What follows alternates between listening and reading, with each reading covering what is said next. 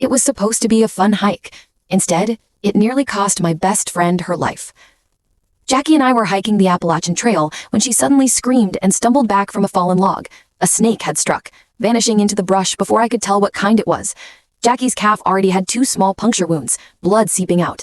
She tried to stay calm, saying it might have been harmless and she didn't hear a rattle, but we both knew not every venomous snake warns before striking. My phone showed no signal. We were 6 miles from the parking lot.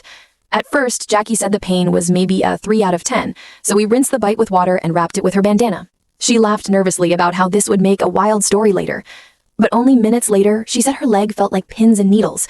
That's when panic started creeping in. The tingling turned to burning. Swelling crept up her calf like spilled ink, the skin tight and angry red. Soon she was limping. Jackie joked weakly about dying with a good tan, but I could hear the fear in her voice. When she stopped to catch her breath, I knew something was very wrong. Jackie was a marathon runner. She never got winded. Now her chest felt tight, her pulse raced, and her skin turned clammy. The swelling reached her knee, vomiting hit next, and when she lifted her head, her lips were pale.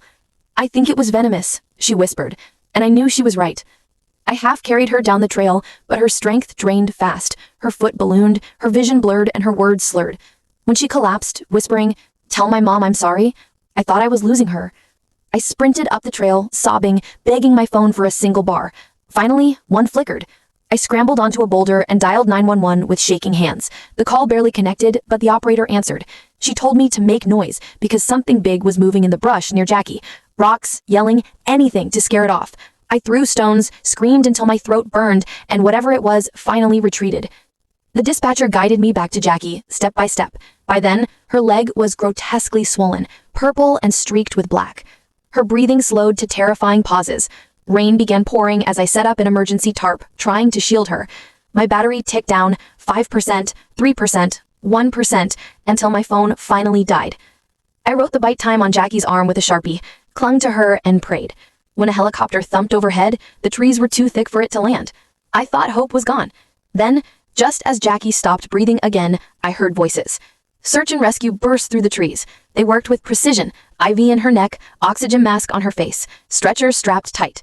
I ran alongside holding her IV bag as they carried her mile after mile through mud and rocks until finally, blessedly, the parking lot came into view. Paramedics rushed Jackie into an ambulance. At the hospital, she barely survived the anti-venom treatment.